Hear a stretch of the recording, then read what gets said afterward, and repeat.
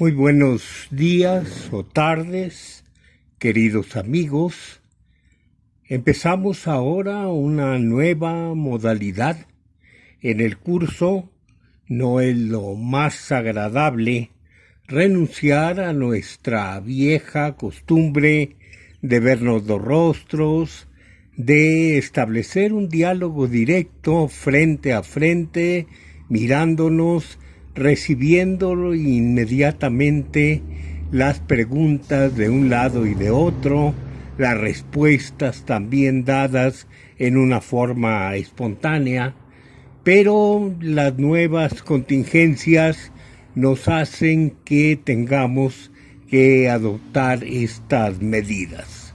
Seguimos el curso, pues, con el tema de la cosmovisión, el número 15 de los temas, que se refiere al sistema calendárico y el conocimiento del destino. En este sentido, le pido a Norma que por favor cambie la pantalla y que empecemos con el primer aspecto de esta ficha, que son las diferentes dimensiones espaciotemporales. Pasamos, Norma, a la tercera lámina para ver un cuadro con el que ya estarán familiarizados, que es precisamente el que presenta las distintas calidades del tiempo-espacio. Estamos hablando de diferentes dimensiones que hacen que estos apartados de estas secciones que aquí se presentan sean muy diferentes entre sí. Por un lado tendríamos la dimensión del ocio divino, que realmente no nos da nada para decir, simplemente no podemos comprenderla, ya que siendo la divinidad una unidad cerrada, no existe la posibilidad de tiempo, ni la posibilidad de espacio, ni la posibilidad de que la acción divina lleve a una consecuencia, a una trascendencia. Es algo que simplemente no podemos explicar en el pensamiento mesoamericano, y pasamos a una dimensión en la que ya todo cambia, porque funciona la pareja divina compuesta por Dios Padre, Diosa Madre, y ya siendo precisamente dos opuestos complementarios, podemos pensar en la existencia de un tiempo y de un espacio. Sin embargo, tienen características muy propias. En el sentido del tiempo, dijéramos que el tiempo del mito es de un presente absoluto. No existe propiamente ninguna diferencia entre presente, pasado, futuro. Todo es presente, todo está en un solo instante, y esto no impide que veamos el tiempo general como una consecutividad. Esto puede ser difícil de entender, esto puede parecer incluso contradictorio, pero vean ustedes, la secuencia nos marca una relación de causa-efecto. En cualquier acción, y estoy hablando de las hazañas del mito, tendríamos que pensar que existe primero una causa y después una consecuencia. Así sucede, están enlazados dos hechos, y estos dos con un tercero, con un cuarto, con un quinto, todo en una secuencia. Sin embargo, pese a que existe esta secuencia causal, no existe la desaparición de lo ya transcurrido, y existe aquello que todavía no relatamos como consecuencia. O sea que este tiempo del mito se nos transforma en un tiempo de existencia total, absoluta, no solo de lo que ocurrió o ocurrirá en el mundo, sino absolutamente de todas las posibilidades de existencia. Y ustedes verán que en el tiempo del mito se manejan, y a veces en muy grandes cantidades entre los mayas, años y siglos, como si hubiera pasado el tiempo. No es así. Todo este tiempo al que se refieren los mitos está presente en el más allá. ¿Qué sucede con la distancia? Es un espacio, pero un espacio al que se puede ir de un punto a otro sin que exista absolutamente nada en medio. O sea, yo me traslado a la distancia y la distancia remota está inmediatamente después de este espacio que yo estoy ocupando en este momento. Una idea también que es muy difícil de entender desde el punto de vista de quien vive en el tiempo-espacio del mundo.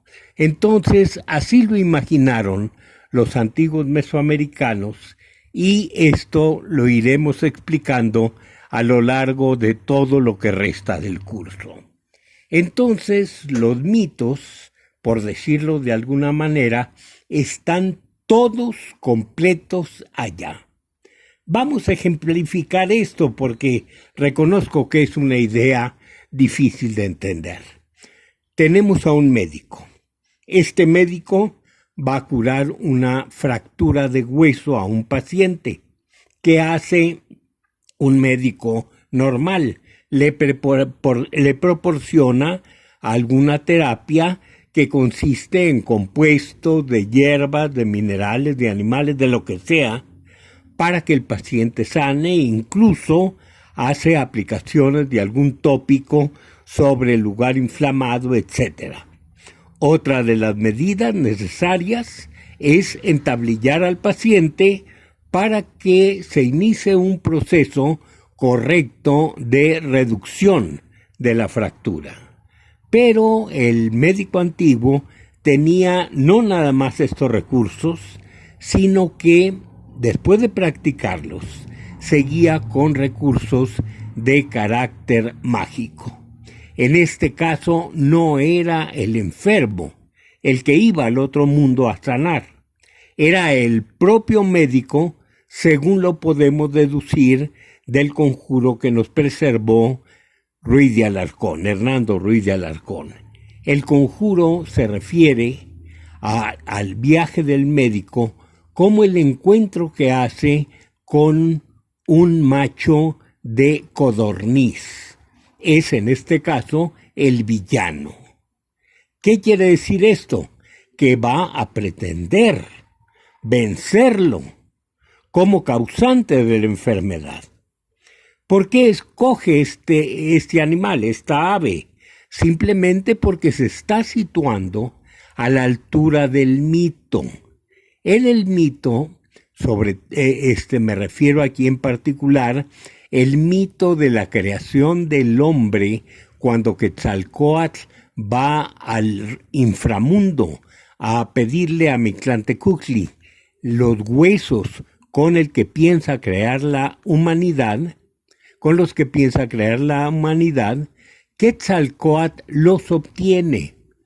Mictlantecuhtli se los da, pero una vez que Quetzalcóatl los ha tomado y va de regreso a la superficie de la tierra, Mictlantecuhtli se arrepiente de su acción, de la donación que hizo, y entonces le envía a las codornices, suponemos que comandadas por este jefe codorniz, para que causen la caída de Quetzalcóatl. Quetzalcóatl efectivamente se asusta con la estampida de las codornices, los huesos caen, se rompen, y esto ocasiona que después, una vez usados, los huesos vayan a producir una humanidad de tamaños y de volúmenes muy diferentes. los huesos quedan en fragmentos, Quetzalcóatl aparentemente muere, vuelve a la vida, recoge los huesos y por fin los lleva a la superficie de la tierra. ¿Qué hace el médico? Ubica dónde está precisamente el villano, el causante del mal, lo ataca y después que considera que lo ha vencido, regresa de su viaje extático. Él espera encontrar que aquello que realizó en el otro mundo tenga efectos en este mundo, precisamente en la persona de su paciente. Bueno, esto es un ejemplo que puede más o menos esclarecer esta característica de la dimensión mítica.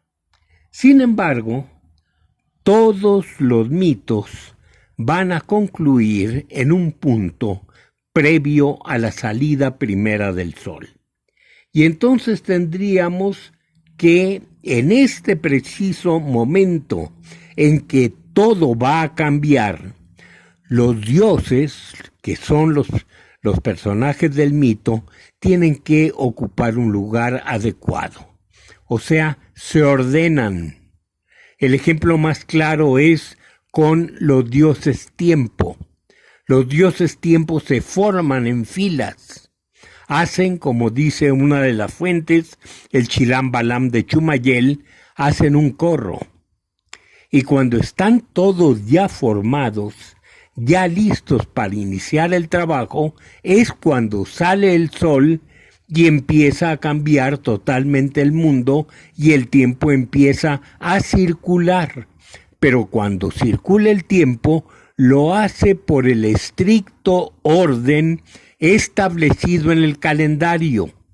No pueden venir los componentes de 2 o 3 días al mismo tiempo.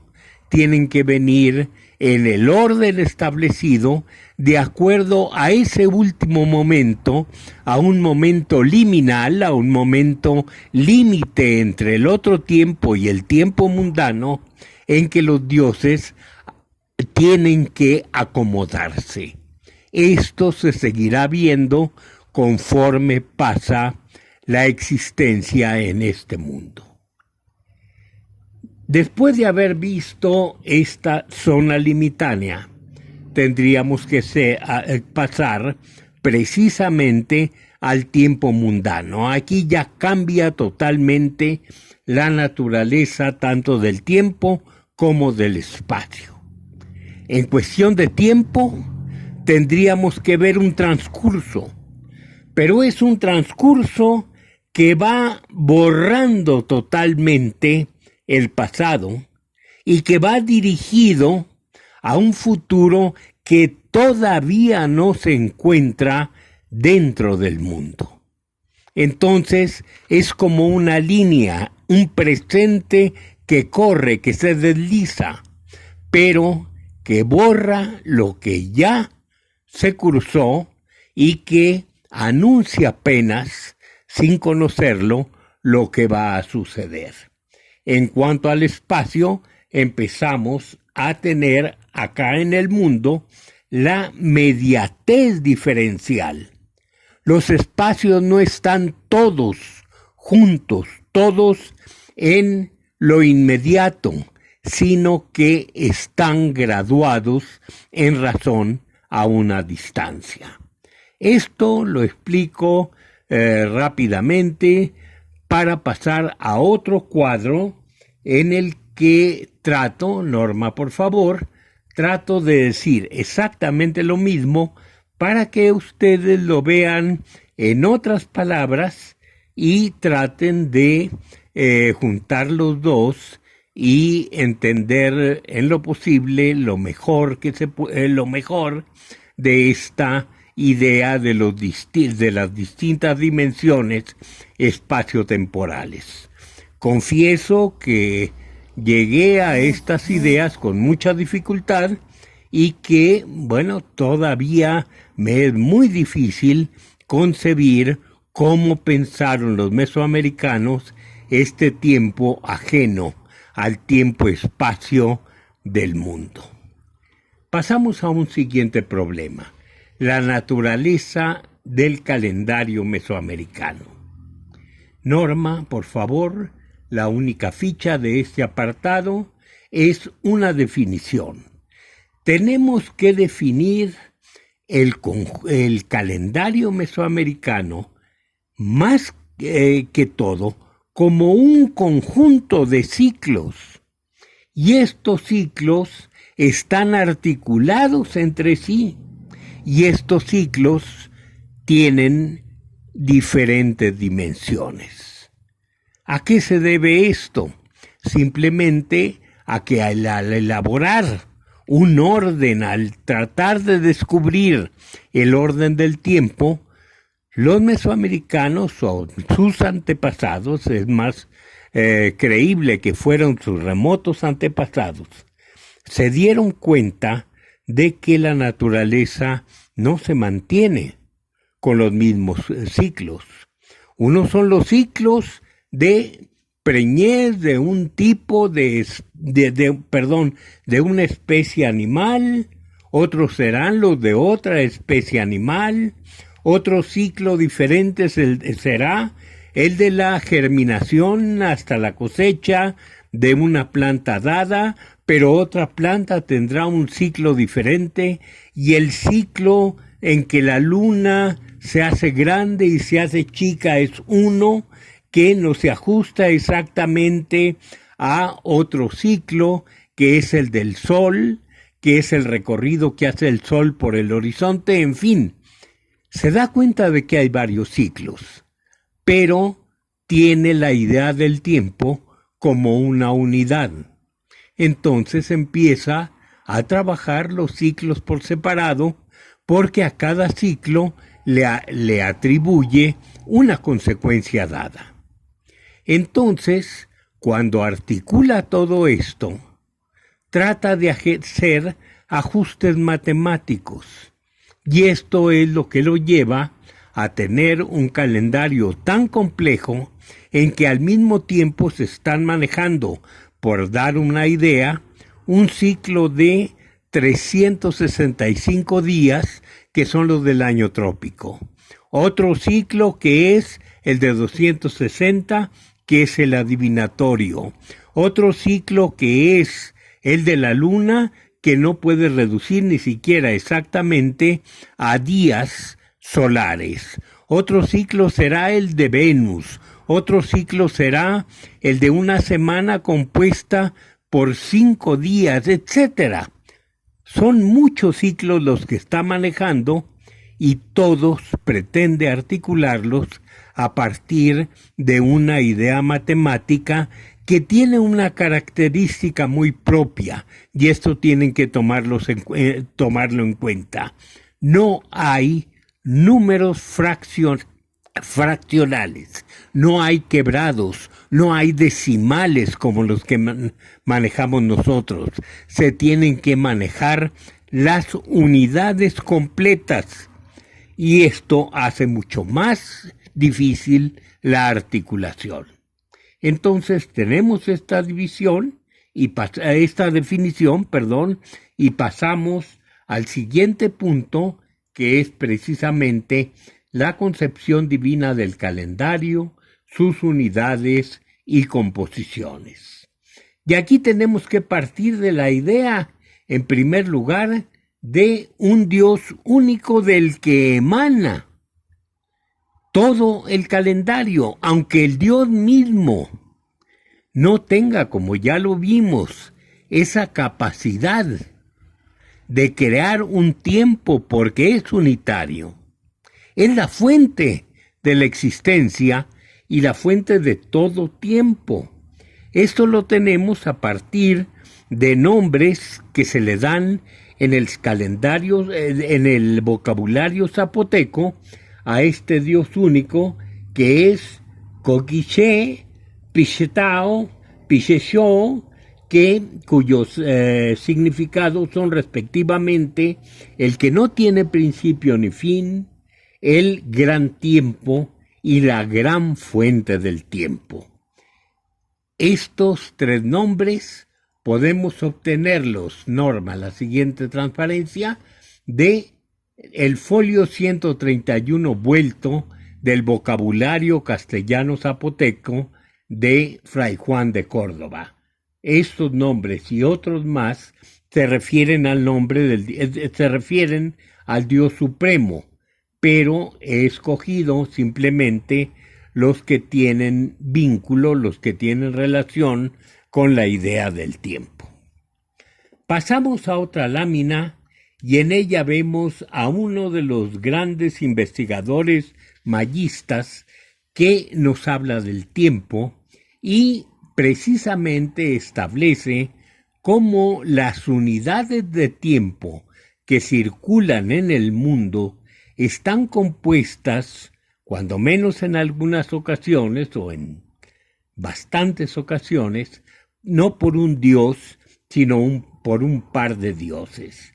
Y él da como ejemplos los nombres de los días y dice, hay un nombre, 1 Ik, otro nombre 5 Imish, otro nombre 13 Ajao, etc., que nos están hablando propiamente de dos tipos de símbolos que se refieren al calendario. Por un lado tenemos un signo, un símbolo que es significativo, es figurativo, nos está hablando de un ser. Por ejemplo, al decir Ik, nos está hablando del viento. Al decir Ahau, nos está hablando del Señor, etc. Pero está junto a otro símbolo que no es propiamente cualitativo, sino cuantitativo. Y este símbolo es de otra naturaleza, se juntan los dos y producen precisamente una unidad que corresponde al día. Nos dice Thompson, los mayas concibieron las divisiones del tiempo como pesos que cargadores divinos llevaban a través de la eternidad. Si nosotros pasamos a la siguiente lámina, tenemos aquí precisamente un ejemplo visual en el cual está el cargador, o sea, uno de los componentes, y está la carga, que es el otro. En el caso particular tendríamos que el cargador es el número, mientras que la carga se refiere al signo figurativo, como veremos dentro de un momento. Esta idea la atribuye Thompson a los mayas, pero no debemos creer que la idea les es exclusiva. Tenemos que ver que en otras tradiciones culturales mesoamericanas y en otras lenguas existen particularidades que nos llevan precisamente a la misma concepción. Veremos después las del centro de México. Por lo pronto quiero citar a un gran autor del que desgraciadamente no tengo más fotografía disponible que esta imperfecta y muy pequeña, que fue Karl Anton Novotny. Novotny nos deja una idea muy clara en un libro que se llama Tlacuiloli, en el cual explica que entre los zapotecos, donde evidentemente existe la misma idea de un numeral que se une a un signo figurativo, tiene una característica lingüística muy particular. Forma una unidad, nos dice él, de afijos cambiantes que indica que es un ser vivo.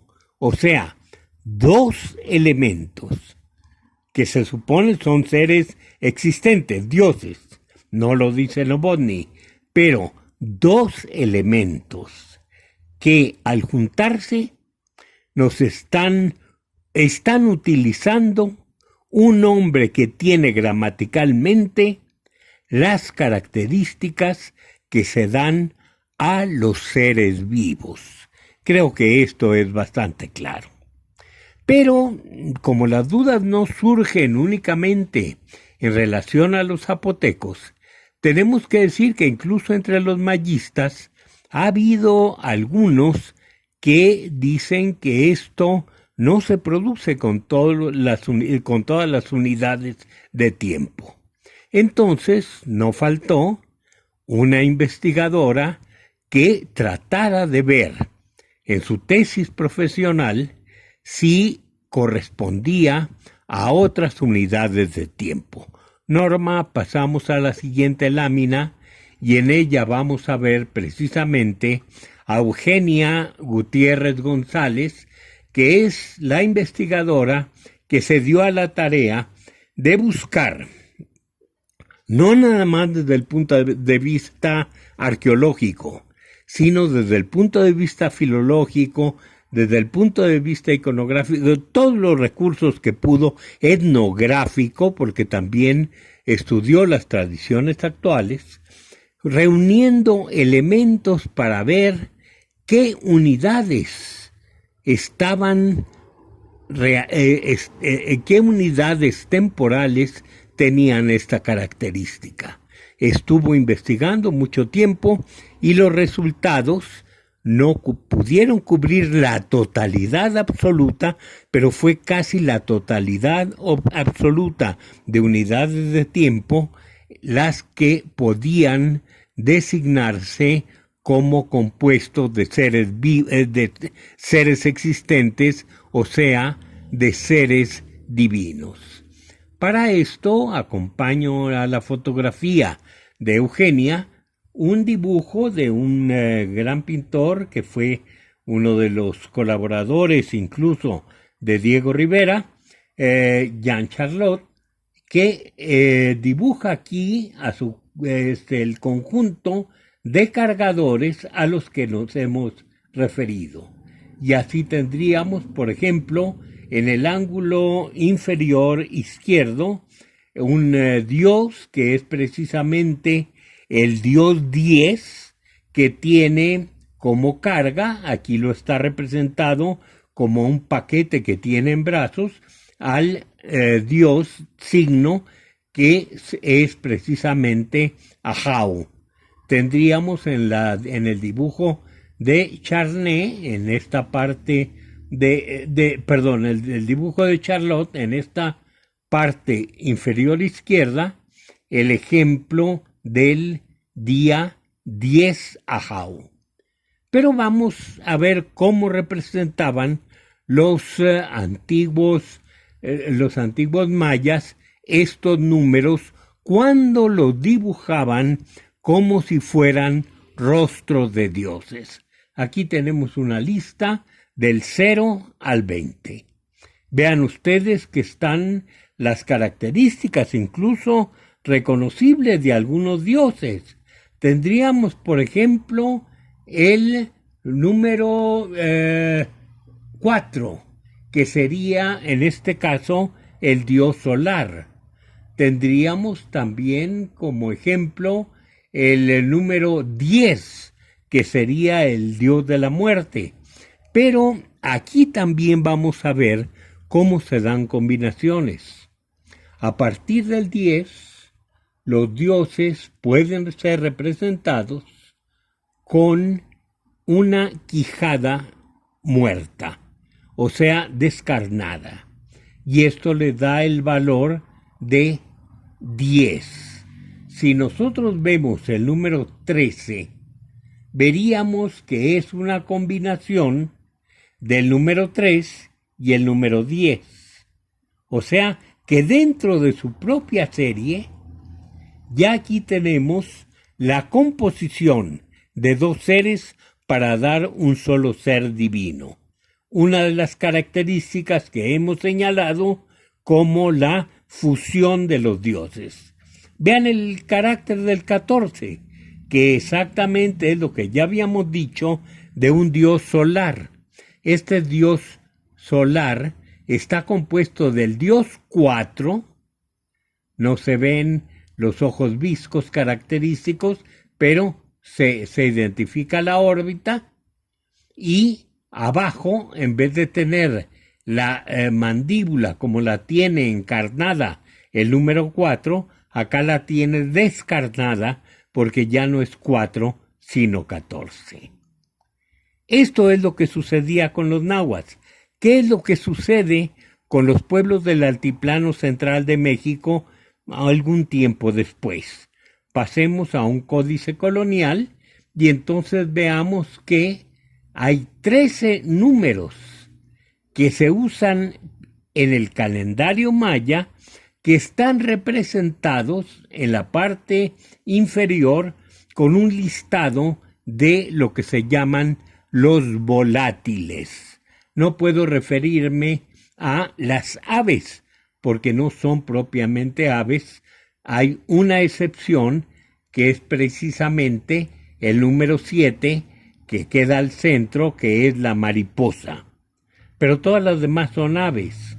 ¿Qué aves son? En la versión del Códice Tudela o Códice del Museo de las Américas, también así se llama, tendríamos un colibrí que parece ser blanco.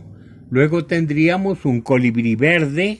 En tercer lugar, tendríamos una tórtola. En cuarto lugar, una codorniz. En quinto lugar, tendríamos a un cuervo. En sexto lugar, a una lechuza. Por ahí le habían puesto el nombre de tecolotl, pero lo tacharon y pusieron abajo chicuahtli. O sea, se refiere a la lechuza. Viene después la mariposa, sigue después el gavilán, luego viene el ave que está señalada como el guajolote precioso, luego ya sí viene el tecolote, luego viene el pájaro quetzal, el quetzaltótotl, luego viene el cuetzalin, es el pájaro que da el nombre pues, a la población actual de Cuetzalan, que es un pájaro de plumas rojas, y por último tendríamos este periquito que tiene un color muy intenso de amarillo y cuyo nombre, Tostli, da lugar a que haya un color amarillo designado con él. Pasamos a la siguiente lámina, y aquí varían las cosas. Los mismos 13 números a los que nos hemos referido, con 13 volátiles, pueden estar designados en los códices pictográficos con dioses. También estos dioses varían, pero hay aquí una lista que formó Seller, y Seller los identifica como el dios del fuego, el número 1, el 2, la diosa de la tierra, el 3, la diosa del agua, el 4, el sol. Pasamos a la fila de abajo y entonces tenemos a Tlazolteotl, la diosa de la basura, la diosa del amor. Luego él identifica el 6 con la diosa Teoyamiki. El 7 es un dios solar, es el dios Xochipilli, el sol que apenas despunta, y el siguiente es Tlaloc. En la tercera fila tendríamos Quetzalcóatl, etc. Pero son dioses y cada uno de ellos está designando precisamente un lugar en el que se dice que es que es un número. Entonces, ¿son pájaros o volátiles o son dioses? Creo la respuesta está en otra lista en la que son dibujos compuestos en los que aparece el volátil y el dios. Pero en este caso tendríamos el volátil precisamente como un vehículo, un portador que lleva por los aires precisamente al dios. Y esto pudiera llevarnos a decir que el verdadero número es el del portado, o sea, el que llevan volando, y que los demás son simples vehículos. O, llegando el caso, decir que los dioses, para poder desplazarse, están nahualizando precisamente a estas aves y se asoman de ellas, de su interior, muchas veces por el pico, para indicarnos que ahí están presentes para hacerse valer precisamente como números.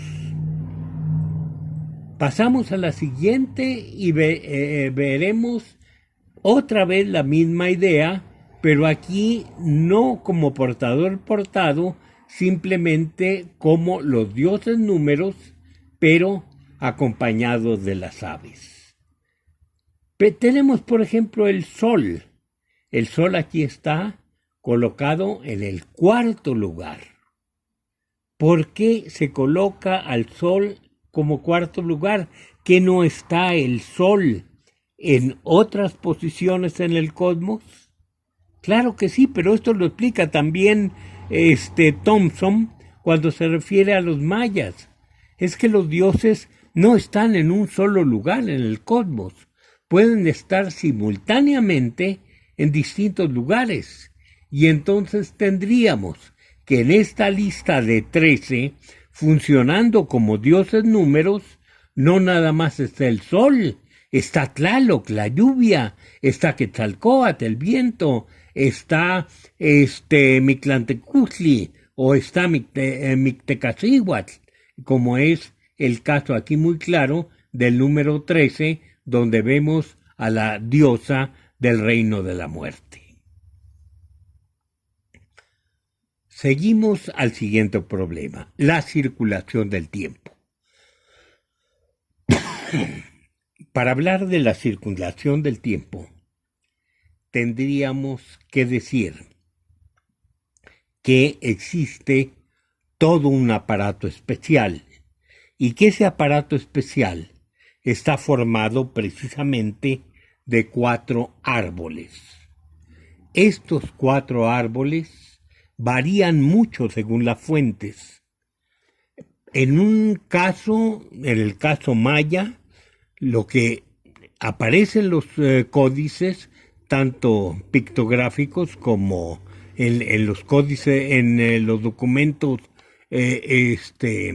coloniales, es que son ceibas. Pero aquí tenemos el caso del centro de México, en el que no son ceibas, sino que son en el este el mezquite, en el norte la ceiba, en el oeste el ahuehuete y en el sur el huejote. Cada uno de ellos está acompañado por una pareja de dioses que es precisamente la pareja de sus guardianes, según algunos lo explican. Veamos qué sucede. Aquí vamos a darles los nombres que aparecen en los códices mayas. Tendríamos en la parte superior el árbol rojo del este. Siempre tenemos que empezar a contar por el este. Luego, en un movimiento no dextrógiro, sino levógiro, o sea, al contrario de las manecillas del reloj, tendríamos que pasar al árbol blanco, que es el árbol del norte. Del árbol blanco tendríamos que pasar al árbol negro, que es el árbol del oeste, y luego seguiríamos al árbol amarillo, que es el árbol del sur.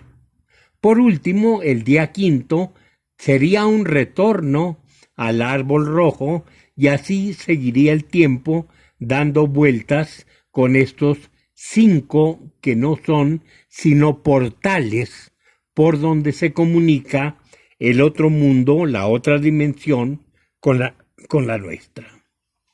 El día. Vamos a colocarnos en el primer día, que es un día, le ponemos aquí el número 1.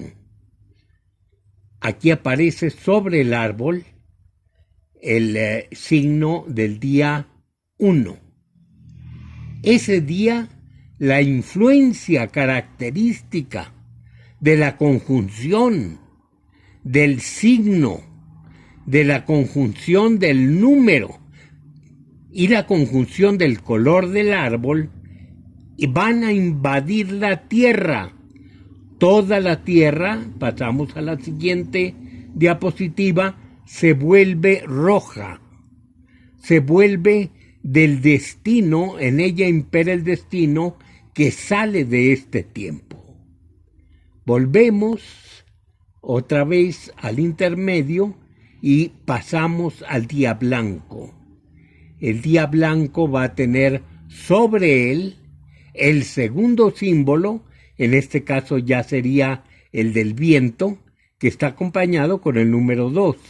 Entonces, sumamos la influencia del viento, del 2, que van a dar sobre la superficie de la Tierra el color, o sea, el destino conjunto que emana del árbol blanco. Y así tendríamos después el árbol negro del oeste. Y sobre el árbol negro tendríamos precisamente el signo de la oscuridad y el número 3. Este signo 3 va a llegar con su destino a la superficie de la Tierra, ennegreciendo, digamos, la suerte. Por último, pasamos al árbol amarillo, que aparece sobre él el símbolo del maíz con el número 4, y unido todo este destino va a convertir la tierra durante ese día en un aposento precisamente de color amarillo. Entonces, creo que con esto se entenderá cómo va circulando el tiempo y que los 20 signos figurativos de los días dan vueltas por los 4 árboles y que de los 13 signos figurativos, cuantitativos, los números, los dioses números darán también vueltas alrededor de los 4 árboles para estar haciendo con sus combinaciones un ciclo de 260 días. En este momento hacemos una pequeña pausa para volver dentro de un momento a la explicación.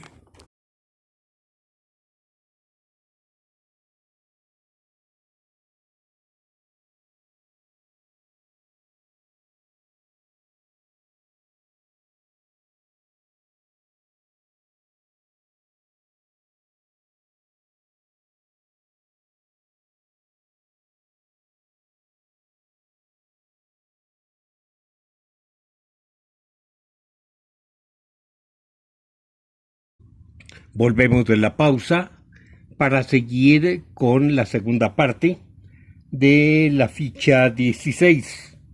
Y en este caso, por favor, pasamos, Norma, al siguiente apartado, que recibe el nombre de los opuestos complementarios en la formación del calendario.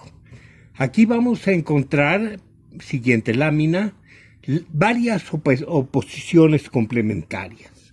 Por un lado tendríamos esta de el tiempo que no transcurre y el tiempo que empieza a transcurrir.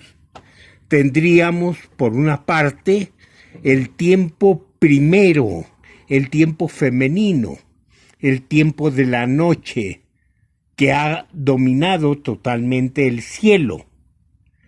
Pero una vez que lo ha dominado en la figura del jaguar, tendremos después otra figura que va a transformarlo todo, y es precisamente el animal que va a robar el fuego, el tlacuache, que empieza a tomar la lumbre precisamente del mundo de los dioses y sube con ella, utilizando la cola, sube con ella para darla a los hombres.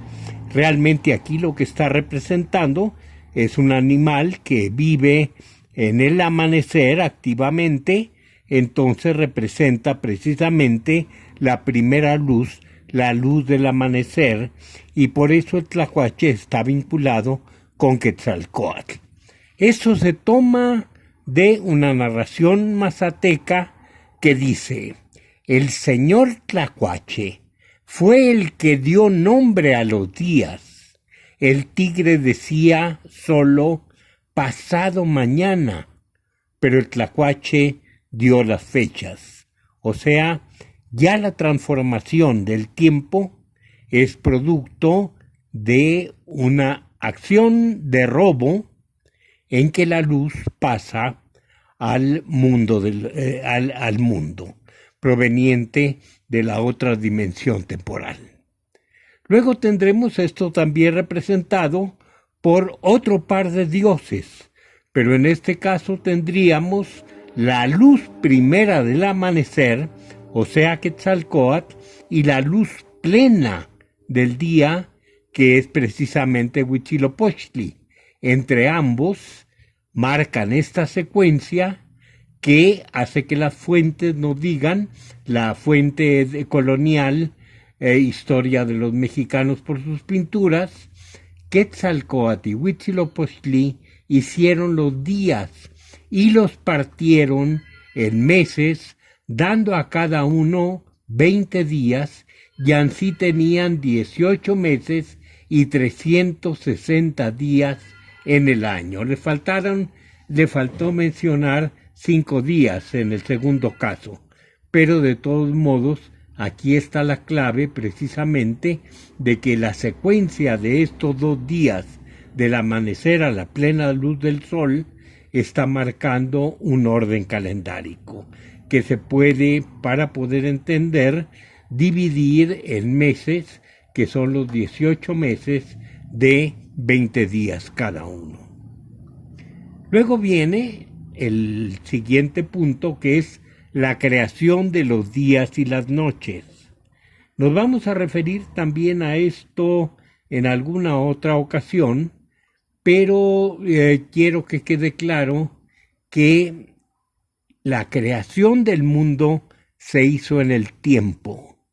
La creación del tiempo se hizo con el mundo.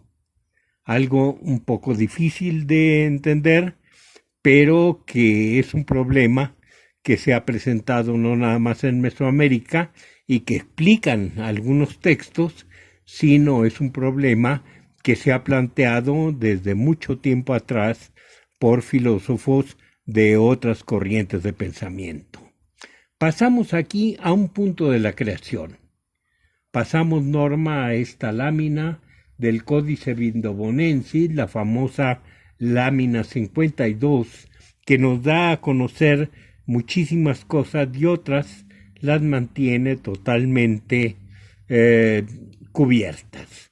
Dijéramos que esta lámina nos enseña en primer lugar una subdivisión de la divinidad. Nosotros estamos acostumbrados a decir la dualidad suprema, Dios Padre, Diosa Madre, o el cielo y la tierra. Aquí hay una combinación de ambos criterios de división, pero que nos da 4 divisiones ya que estarán en el lado izquierdo de la lámina del códice: la diosa del cielo, el dios del cielo, y abajo la diosa de la tierra y el dios de la tierra. O sea, la divinidad suprema no nada más se ha dividido en 2, sino que aquí ya es una división cuádruple. Pero en fin, a lo que vamos es a otra cosa, es la creación. Y curiosamente, aquí tendríamos la creación de muchas otras cosas, pero vean ustedes cómo la creación se da en opuestos complementarios. Por un lado, tendríamos en la parte inferior derecha dos tipos de sacrificio a los dioses. Tenemos ya una pareja que se repite en el códice, una pareja que es la pareja creadora, los gemelos. Uno está ofreciendo una sustancia mientras que otro ofrece otra. Arriba de ellos está también otra división que parece ser la del día y la noche. En la siguiente, a la izquierda de esta, aparece otra división en que se presentan los dioses subterráneos llamados Ñuhu, pero en actitud totalmente distinta. En uno de los casos, los Ñuhu salen de la tierra. Frente al otro sacerdote, al gemelo, los Ñuhu descienden hacia el inframundo. Y así tenemos pares y pares y pares. Por ejemplo, este par que debo confesar que no le entiendo, pero parece referirse al mundo inferior, porque por un lado hay la creación de los 9 cuchillos de pedernal y por abajo tenemos las 9 banderas. Esto de oponer las banderas y los cuchillos no se da únicamente en esta lámina. Pero a lo que nosotros vamos es precisamente a lo que se da en la parte media inferior. Aquí tenemos la creación del mes. Por favor, pasamos a la siguiente lámina en que se agranda esta sección y tendríamos a uno de los sacerdotes creando los 20 días del mes, mientras que el otro crea las 20 noches del mes. También opuestos complementarios, las noches representadas como ojos que se reparten en la negrura del firmamento. Y pasamos a la siguiente lámina, el nacimiento del mes. O sea, el nacimiento del mes nos es relatado por un mito que he repetido algunas veces, he mencionado algunas veces en la clase y que está en el manuscrito del Chilam Balam de Chumayel, a la izquierda una página de este documento. Pero arriba tendríamos un dibujo que confeccioné precisamente con la idea de dos tipos de marcaciones. En el círculo exterior están los signos figurativos, los 20 días del mes, pero en la parte interna, en el círculo interno, están los signos cuantitativos. Como no se corresponden exactamente, tendríamos que empezar la cuenta a la altura de los que marco con color rojo, o sea, del 1 al 13, y ya cuando se acaba la cuenta del 13 ya no tengo más, tengo que seguir contando 7 días más, 1, 2 al 7, para poder alcanzar a la fila más grande de los 20 días. Esto es lo que produce que se tengan que hacer articulaciones para llegar a la cuenta total de 260 días. ¿Qué es lo que nos dice el mito? Hay un Dios que nunca se ve, nunca se menciona el nombre, simplemente se dice que salió a caminar y dejó la huella de sus pies. Son 20 huellas. Luego nace otro, que es precisamente el Dios que nada más tiene 13 pies. Y entonces este Dios empieza a poner la planta de los pies en cada una de las huellas del Dios anterior. Con esto, cada vez que un pie que se supone, una planta de pie que se supone es el de los signos cuantitativos, el de los números, se pone sobre el signo, la huella anterior, se produce un tipo de creación. Esto es lo que nos dice el Chilambalam de Chumayel.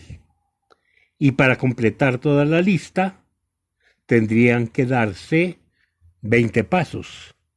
Pero esto no es sino un inicio, porque la verdadera cuenta no concluye hasta que se dan las 260 combinaciones, o sea, 260 pasos en los que nunca el mismo pie va sobre la misma huella.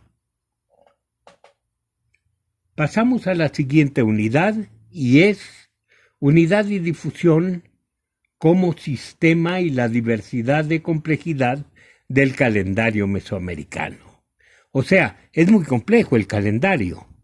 No es igual en todas partes, pero en sus elementos esenciales sí es igual. Y entonces, para poner un ejemplo, señalo los nombres de los días en 3 sistemas distintos. Tendríamos por un lado el sistema mixteco, que también lo usaban los nahuas y otros pueblos. En segundo lugar, el sistema zapoteco y en tercer lugar, el sistema maya. Vean ustedes cómo algunas correspondencias son totalmente claras y en el mismo orden. Y las que no son claras es porque no las podemos explicar, pero de seguro también tienen una relación pareada. Entonces tendríamos cocodrilo en el primero, entre los zapotecos cocodrilo y entre los mayas lirio acuático o cocodrilo. En el siguiente, viento. En el zapoteco, relámpago, pero tienen ustedes claramente el perfil de Dios del viento. Y en el maya, viento. Nos saltamos al cuarto, lagartija, no entendemos la relación con el juego de pelota y no entendemos la relación tampoco de la lagartija con el maíz. Nos saltamos al quinto y entonces tendríamos la serpiente con, dice el calendario zapoteco, mal augurio, pero curiosamente lo está revelando como una serpiente. Y entonces tendríamos en el maya serpiente. En el sexto los 3 son iguales, muerte, muerte, muerte, no. En el zapoteco es suciedad, pero es también un cráneo. Luego tenemos el 7, venado, venado, venado. Tenemos el 8, conejo, conejo, conejo. Tenemos, para brincarnos mucho, tendríamos que irnos hasta el 18. Cuchillo de pedernal en el mixteco náhuatl. Tendríamos frío en el zapoteco. Tendríamos pedernal en el último. Y así terminaríamos con flor, señor y señor. ¿Cuál es la relación del señor y la flor? No lo sé, pero esta es la correspondencia entre los 3 calendarios. Como ustedes ven, hay una clarísima correspondencia que nos está indicando que en el fondo todos comparten las ideas centrales del calendario.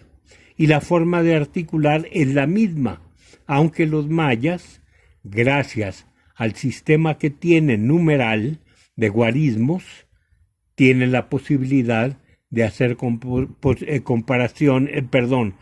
articulaciones mucho más complejas que están también respaldadas con su posibilidad también matemática de observar el cielo. Pasamos a la siguiente lámina, nada más para indicar los pronósticos que se hacen entre los mayas en una escritura que es compleja. Por un lado tendríamos un texto que empieza con signos numéricos, calendáricos, por otro lado, otro texto que nos habla de los trastornos que produce Venus cuando su salida coincide con la salida del Sol. Continuamos con la siguiente lámina, en la que podemos ver otra forma de ir diciendo el destino, en este caso no asociado con los números, pero sí cuál es el destino que corresponde en cada uno de los signos del calendario. Aquí son páginas, son listas largas, no se alcanzan a ver las series completas, pero de pasada tendríamos, bueno, no, lo dejamos pendiente, vamos simplemente a ver el siguiente caso, que es una pintura mexica calendárica a la que ya acompaña la glosa interpretativa, el Códice Vaticano Latino 3738, que son los destinos en estos días del mes, pero acompañando de un dibujo explicativo del castigo a los delincuentes y una glosa que se hace con letra latina. Seguimos otro caso que no es un códice náhuatl, sí es un códice del centro de México, es el códice Huichapan, Otomí.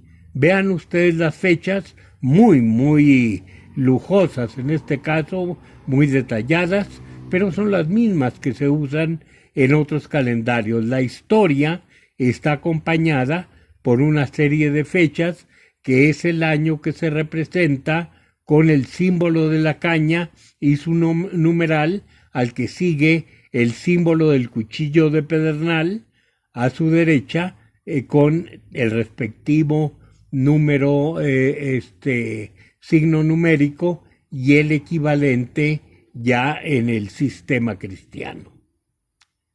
También de influencia cristiana es este caso Matlatzinca, un pueblo otomiano, en el que los nombres de los días están acompañados, en este caso, con imágenes ya de la religión cristiana. Y pasamos a la siguiente lámina, consideraciones históricas sobre el calendario mesoamericano. Únicamente para recomendar algunos libros que son básicos, los calendarios prehispánicos que publicó don Alfonso Caso, y en este caso es únicamente el volumen primero.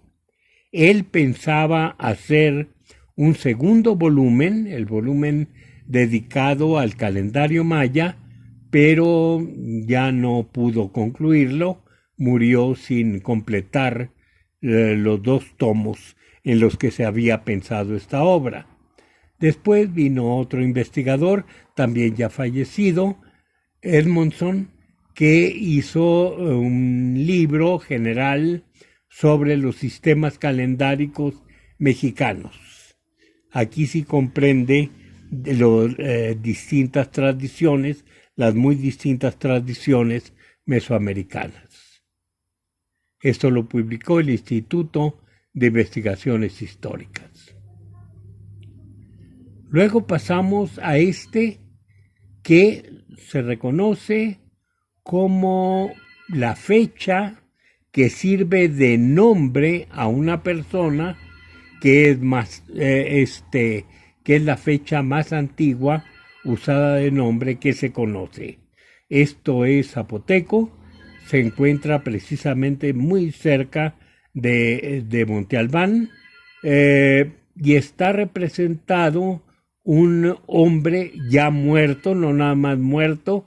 Aquí se ve que se le extrajo el corazón y en la parte inferior, entre sus pies, se encuentra el nombre que está figurado en signos calendáricos. Esta costumbre es muy mesoamericana, ponerle a los individuos no nada más un nombre que tuviera un significado asignado desde su nacimiento A ese se juntaba otro nombre en ocasiones, recibido ya en edad adulta, por algún hábito, por algún hecho histórico, pero también le acompañaba desde los primeros días de nacido el nombre calendárico en el que había recibido las primeras aguas con las que se acompañaba la luz del sol que le daba su nombre. Tendríamos después la estela de la mojarra, también ya con un uso muy marcado de lo que sería después la escritura y la numeración y el calendario maya. O sea, antes de los mayas, los descendientes de los olmecas, los pueblos que se llaman epiolmecas del Golfo, desarrollaron esta escritura que aparece en un monolito y que fue un hallazgo tan sorpresivo que aún hasta la fecha hay quien juzga, no es mi caso, hay quien juzga que es una falsificación o que se hizo toda la inscripción en época posterior al de la escultura que aparece en la parte izquierda. Tendríamos que recordar algo que se dijo en el primer semestre. Hay una división muy clara a partir del preclásico tardío en los sistemas de registro. Y cuando digo los sistemas de registro, tendríamos que decir también sistemas de conocimiento. Por un lado, en el registro de la palabra, tendríamos la parte antigua. Aquí estoy viendo un tremendo error en la colocación de las flechas. Están invertidas. Aquí voy a hacer cuando llegue esta lámina a ustedes, ya va a estar corregido el error. La parte de abajo, la flecha debe estar a occidente y en lo que dice arriba debe estar la flecha al lado del oriente. Voy a corregir esto lo más pronto posible y ya Norma distribuirá la lámina correctamente. Lo que quise decir es que los pueblos de la mitad occidental de Mesoamérica tienen un registro pictográfico, no precisamente de la palabra, tienen guarismos absolutos y tienen calendarios sin hito. Esto los pone en desventaja con los pueblos de la parte oriental de Mesoamérica que a partir del preclásico tardío manejaban no el recurso del registro pictográfico, sino y además el registro de la palabra, o sea, podían escribir propiamente no nada más conceptos, sino las palabras que se referían a esos conceptos. Los guarismos variaban con la posición, no eran absolutos, con lo cual sus cálculos podían ser muy minuciosos y el calendario tenía un hito con el cual podía anclarse propiamente a fechas que, cuando menos en el otro tiempo, se remiten a millones y millones de años antes del presente. Joyce Marcus, una investigadora norteamericana muy distinguida, nos hace conocer que a su juicio la escritura está dirigida en Mesoamérica a cumplir los fines de tres temas: el tema histórico, el tema mítico y la propaganda política a la que ella le da mucha importancia. ¿Por qué es necesario tener esto en cuenta? Porque nosotros usamos la escritura con una facilidad de aplicarla a cualquier cosa. Realmente nosotros damos un uso universal a la escritura.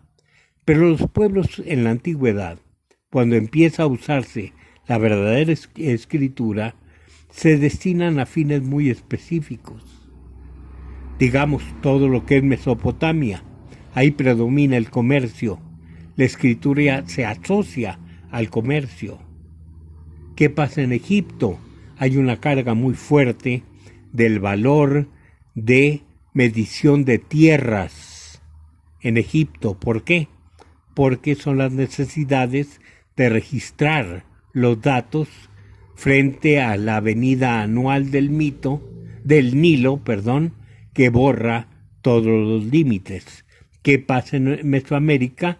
Efectivamente, la escritura tiene una carga política muy, muy importante. Pasamos a la siguiente,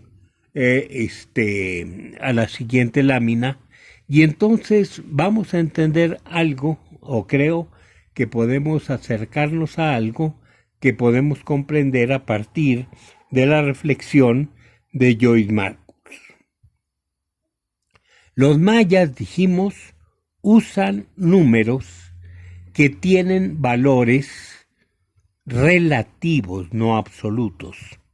Aquí tenemos que los teotihuacanos de repente utilizan excepcionalmente los números mayas. Arriba están los números mayas, que usan guarismos muy simples. El punto, la raya, y para el 0 el caracol, y otros, pero en fin, el caracol. Propiamente se reducen a 3 símbolos, a 3 guarismos, y la combinación es la que vale.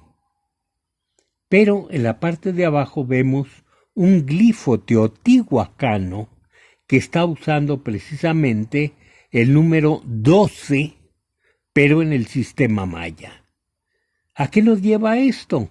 A que los teotihuacanos no usaban la numeración maya, pero sí la conocían y eventualmente la llegaban a usar. La revista Antropología Mexicana, pasamos a la siguiente lámina, nos presenta un artículo de Carl Taube en el cual señala Carl algunos otros ejemplos de uso teotihuacano de la numeración de tipo maya. O sea, no es un caso excepcional el del dibujo primero que estaba en un caracol. Aquí hay otros ejemplos, o sea, los teotihuacanos lo usaban. Simplemente podemos creer que su sistema político, que no sabemos cuál era, no requería del uso de la complejidad del calendario, de la numeración y de la escritura mayas, que por otro lado debieron haber sido bastante costosos porque eran obra de todo un cuerpo especializado, suponemos que de sabios sacerdotes. Otra de las posibilidades que haya sido la política, el tipo de política señorial maya, en que cada uno de los reyes ocupaba su lugar por la ascendencia que tenía, es precisamente cuando el sistema maya se debilita en el posclásico y cambia la situación. Aquí tendríamos en esta lámina que nos muestra el castillo de Chichén Itzá, la pirámide conocida como el castillo, que ya en este tiempo la gran complejidad de los mayas de contar enormes cantidades de tiempo que posiblemente usaban para la legitimación de sus gobernantes ya no es necesaria. Ya ha cambiado la política y entonces se reduce el conocimiento del calendario en una forma muy, muy notable. Pasamos a la siguiente ficha, que es precisamente la diversidad de funciones de los distintos ciclos del calendario mesoamericano. Cada ciclo tiene funciones específicas, ya religiosas, ya adivinatorias, ya laborales, dice esta lámina. Entre los mayas la adivinación cuenta con un ciclo importante para un método de cálculo y otro para un método empírico histórico. Entonces, si pasamos a la siguiente ficha, vamos a ver los 3 ciclos más importantes del calendario maya.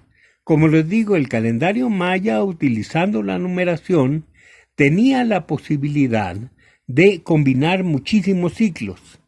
Pero aquí vamos a dar el ejemplo únicamente con los 3 principales. En primer caso tenemos el Tzolk'in. En el Tzolk'in hay una combinación de 13 signos numerales con 20 signos figurativos. Es el que ya vimos de acuerdo con lo que nos dice el Chilam Balam de Chumayel, todo este mito que acabamos de ver. ¿Cuáles son las funciones de este ciclo de 260 días? Adivinar cuál es el destino.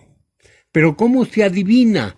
Si la combinación es de un número y un signo figurativo, tendríamos que ver qué carácter tiene, aquí en este caso, el signo maíz, el signo Can. Y qué carácter tiene, por otro lado, el dios, que está marcado como 4, que habíamos visto que es solar. Entonces, se unen los dos y el sacerdote puede deducir cuál es la suerte que se irradia en el día que tiene esta conjunción de estos dos personajes. Si pasamos al otro, es otro tipo de ciclo, es el de 365 días. ¿Cómo está compuesto? 18 meses. Y cada uno de los meses tiene 20 días.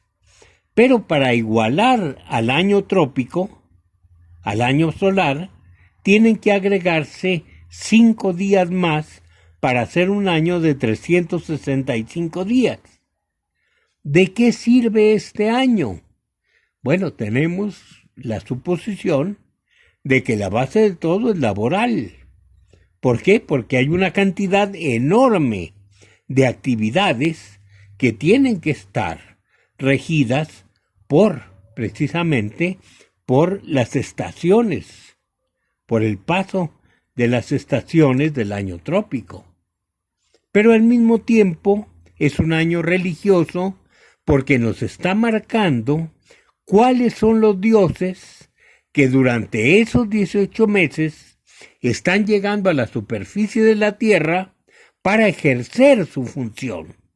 Entonces es un año que podemos catalogar de laboral y religioso. El primero fue adivinatorio, laboral y religioso. Y nos vamos al tercero, que es el año Tun. No lo utilizaron los dos pueblos en el occidente de Mesoamérica. El año Tun es la combinación de 18 meses y 20 días, o sea, en este año no se agregan los 5 días supernumerarios. ¿Para qué sirve un año que no se iguala al año trópico? Su función es también de carácter adivinatorio, para que dos ciclos de carácter adivinatorio, porque el primero, como les digo, es matemático, es estar conjuntando las fechas, es saber qué dioses son los que operan en un día dado, no tan sencillo como lo presenté del día Can y el día 4, sino mucho más complejo, porque a esto se suma la influencia del dios del año, la influencia del dios del mes, la influencia de Venus, etcétera, la de la luna, etcétera, etcétera. Es muy complejo, pero todo es, digamos, se hace matemáticamente. Mientras que este Tun es un año un ciclo, en el que la suerte se determina con un carácter empírico. Se ve qué es lo que sucede en ese tiempo. Y después de ver lo que sucede en ese tiempo, se puede deducir que eso sucederá cuando, en forma muy completa o en forma reducida, haya la coincidencia de fechas en el futuro. O sea, si esto sucedió cuando aquí era tal fecha, cuando otra vuelta del tiempo llegue a una fecha que tenga coincidencias con esta, los acontecimientos van a ser muy semejantes. O sea, es registrar empíricamente la historia con el fin de usar la historia como medio de adivinación.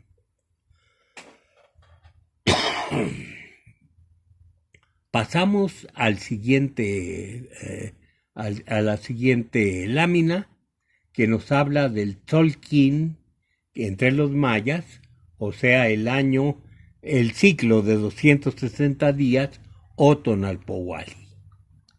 Vemos rápidamente en la siguiente lámina una lista de los 20 días del mes entre los mayas. Les pongo unas flechitas ahí, 4 flechas que dicen abajo secuencia, para que cuenten ustedes en esa dirección. O sea, el orden sería Imish, Ik, Akbal, Khan, Chikchan, Kimi. Recuérdense que la C antes de I suena K, Kimi, la muerte, Manik, Lamat, Muluk, Ok, Shuen, etcétera, etcétera. Pero se los estoy señalando en el primer cuadro. Esto es el tipo de escritura que se usa comúnmente cuando se labra la piedra. Pasamos al lado derecho y es exactamente lo mismo. Son los mismos días, pero en un tipo de escritura diferente, que pudiéramos decir, claro, los dos son manuscritos, aquí pudiéramos decir de tinta, es lo que se dibuja en el papel o en la piel. Y tendríamos nuevamente los mismos y en el mismo orden, Imish, Ik, Akbal, Khan, Chikchan, Kimi, Manik, etc. Algunos son claramente iguales. Vean ustedes Imish, Kimi varía un poco porque en el de tinta no se ve tan claro que es un cráneo, pero en fin, están más o menos iguales. Vean ustedes el pedernal, el etznab, vean ustedes la caña, Ev, también muy semejante, en fin. Ok sería un caso en la parte de abajo, el segundo, Ok. ¿Qué es Ok? Un perro, lo vemos muy claramente aquí. Pero cuando se dibuja, lo único que se dibuja es la oreja. Esta es una oreja de perro estilizada. Pasamos entonces a la siguiente lámina. De aquí vamos a imaginar el curso de los días. Vamos a imaginar en la parte de arriba que hay una larga fila ordenada de dioses, que son los dioses figurativos. En la parte de abajo tendríamos una fila también ordenada de los dioses numerales, 1, 2, 3, etc. ¿Qué es lo que pasa? Si nosotros nos vamos a la parte central de la izquierda, tendríamos que le llega el turno al día jaguar. Y por otro lado, le llega el turno al día 7. Antes de entrar al mundo, se juntan. Y en todo el recorrido que hacen en el mundo, o sea, la parte central, en el ecúmeno, es un solo Dios, pero conjugado, el 7 con el jaguar. En términos de cargadores diríamos que el cargador 7 lleva sobre su espalda a la carga jaguar. Cuando termine el día, que es donde está aquí colocado el número 5, se vuelven a separar. Y entonces el día 7 ocupa su lugar al final de la fila de los números y el jaguar ocupa su lugar en la larga fila de 20 de los figurativos.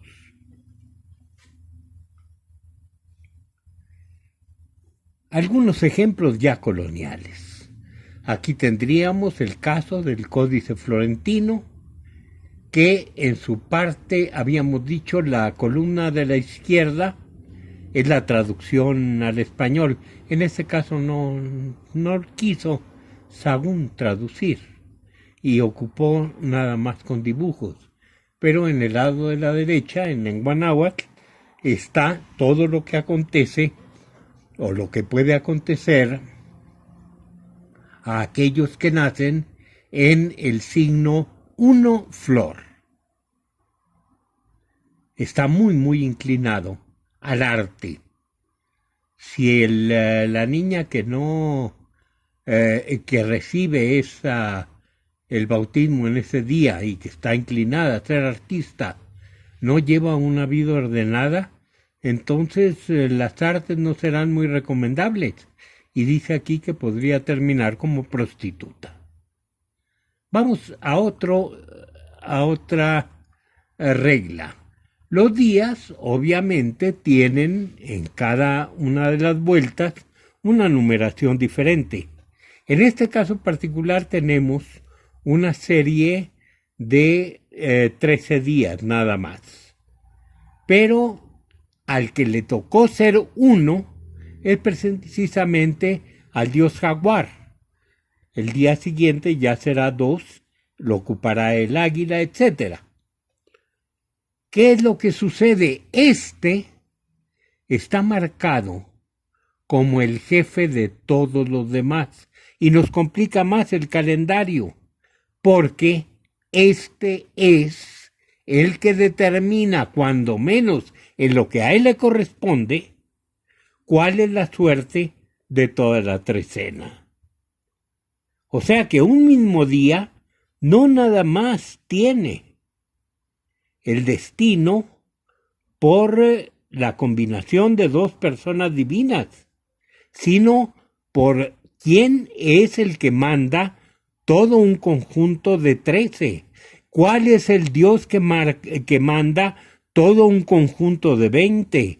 ¿A qué año pertenece? O sea, son muchos factores los que están interviniendo que hacen que no son al poke, o sea, los sacerdotes que leen la fortuna, tengan que tomar en cuenta para determinar qué suerte va a recibir cada uno de los niños cuando recibe el agua en la que se le implanta la luz que se refleja en el agua en ese día.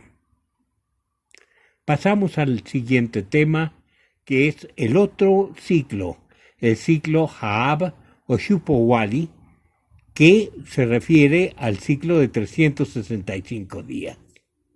Aquí lo tenemos en la siguiente lámina como un ciclo de carácter solar. pero ya colonial. ¿Qué es lo que tiene en la parte exterior? Todos los nombres de las distintas combinaciones de los días. Es uno de los calendarios que recogió Beitia, Mariano Beitia. Aquí tenemos los nombres de los meses. Aquí se puso en otro orden, por eso las flechas están indicando la secuencia. Son los meses, ya no son los nombres de los días, sino los nombres de los meses entre los mayas. O sea, como se cuenta, aquí lo marqué, de izquierda a derecha, va el día Pop, el día Wo, el día Zip, el día Sotz, etc. Entonces son 18 meses, pero después de tener estos 18 meses, hay otro apartado más, Wayeb. ¿Qué significa este signo? Que es el cajón del sobrante. Son 360 días, pero como se tiene que igualar al año trópico, entonces se hace un cajoncito especial con 5 días no muy agradables, se les menciona como días aciagos, días de mala suerte. No hay que hacer nada en esos días, que son precisamente los que van a igualar los 18 meses más el sobrante para hacer un año trópico de 365 días. Seguimos con otra de las ruedas calendáricas de Beitia, pero en este caso están marcados los 18 meses con signos muy coloniales, pero que se refieren al nombre de cada uno, algunos de ellos repitiendo la celebración, como es el caso de Tozostontli y Huaytozostli. Tozostontli, que se refiere a una fiesta pequeña, y Huaytozostli a una fiesta grande, pero que forman una unidad de 40 días. Otro caso es el de los señores, la gran fiesta de los señores y la fiesta pequeña de los señores. Otro caso es la fiesta de los muertos, que también está señalado con el signo del cráneo y los fémures grande y la calavera y los fémures más pequeños. Pero son los 18 meses del año a los que se van a agregar los 5 días inútiles, como vimos en el calendario maya. Y estos son los meses náhuatl, otra vez en otro de las ruedas coloniales. Y pasamos al Tun. El año Tun es precisamente el que usaban los mayas, y tenemos en esta lámina cuáles son los signos principales. Kin, el día. Si tenemos 20 días, se forma un winal, un mes. Si tenemos 18 winales, se forma un tun. Y así nos vamos 20 por 20 por 20. La única excepción es esta, la del mes, que son 20 meses por 20 días por 18 meses, 360 que completan el ciclo. Pero todo lo demás se va por 20, por 20, por 20, etc. Y aquí los tenemos como personas.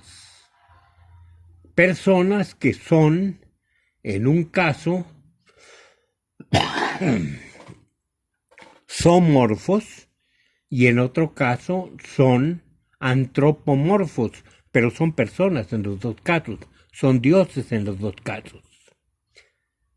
El primero de ellos es lo que se llama GISI, o sea, glifo introductorio de la ciencia de la serie inicial.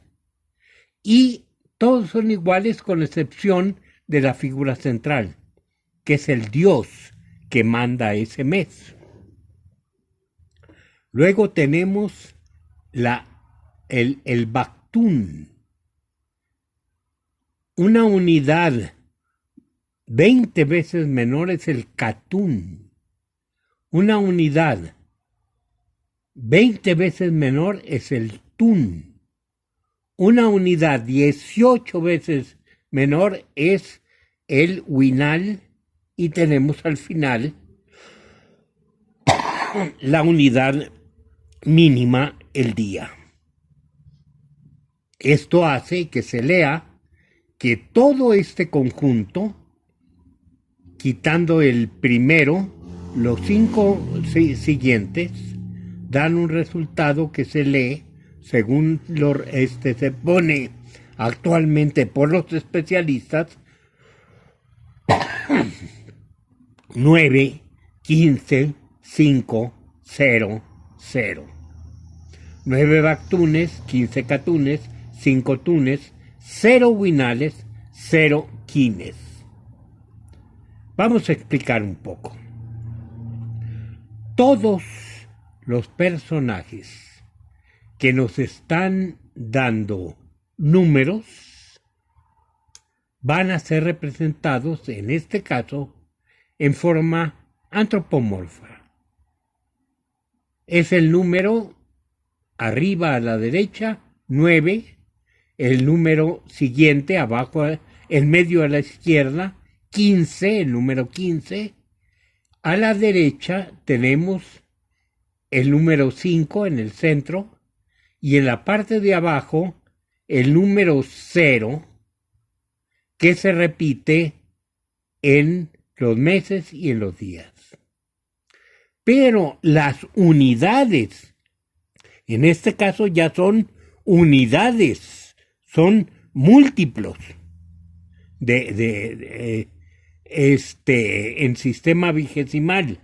Las unidades temporales se representan con animales fantásticos, que son aquí 3. El número, la unidad del mes se dice como si, se figura como si fuera un sapo, mientras que el día adquiere características que son muy simiescas, aunque es un ser teratomorfo, porque se está compuesto con partes de distintos seres. Entonces, seguimos adelante con los dioses, las unidades temporales. En el sistema vigesimal del Tun están representados como dioses que tienen forma zoomorfa. Es redundante, que son zoomorfos. Vamos a dejar aquí pendiente en la lámina número 71 la exposición y seguiremos con la ficha 16 en una siguiente sesión.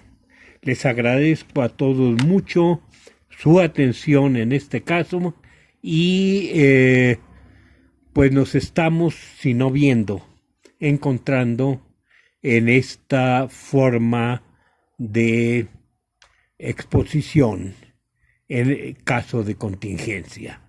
Espero sus comentarios en forma abreviada para poder responderlos también adecuadamente.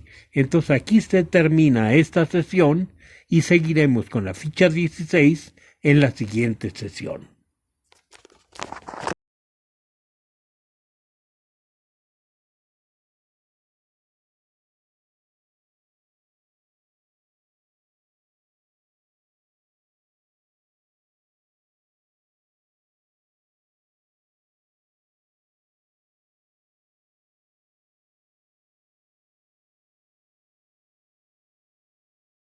adecuadamente. Entonces aquí se termina esta sesión y seguiremos con la ficha 16 en la siguiente sesión.